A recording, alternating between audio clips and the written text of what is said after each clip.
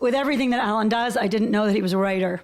I'm not sure if you knew you were a writer. Did you know you were a writer before? I knew I was a writer, yeah. Yeah, I did. I mean, I've written things over the years. This is only the second book I've done, but... But in terms of, was that part of your, when you were growing up, was that one of your strengths in school? Were you known that way? Yeah, and actually, I remember when, at school you had to say what you wanted to be when you filled in the forms or which subjects you were going to take. And I wanted to be an actor or a journalist. And actually, before I went to drama school, I worked on a magazine in this publishing company in Scotland for a year. What was the name of it? The magazine was called Tops. Tops is Tops for Pop and TV. and I wrote the horoscopes for the Evening Just Telegraph. Out of your imagination? Yeah, totally. I just made them up. My first book was a novel that was kind of a thinly veiled memoir.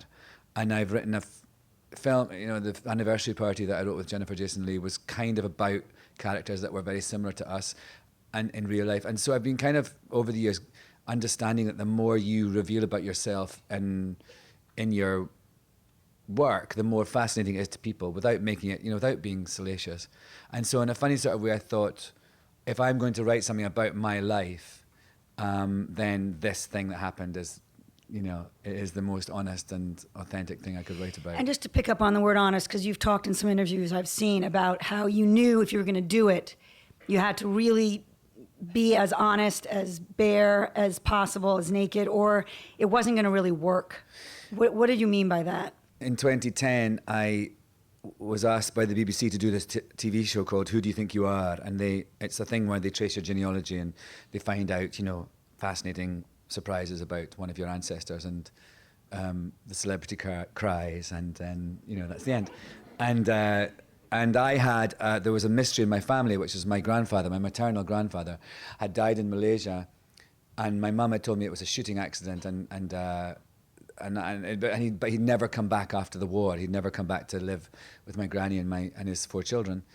And I could never quite work it out. And it was he died, in 1951, long before I was born. And so, anyway, the BBC thing was going to be a way for me to find out this mystery and to kind of explain something for my mum and to use my celebrity in a really great way to give her this gift of knowledge, I thought. And so I said yes to that, and in the course of that summer, I found out some incredible things about my grandfather, and so the book is about that.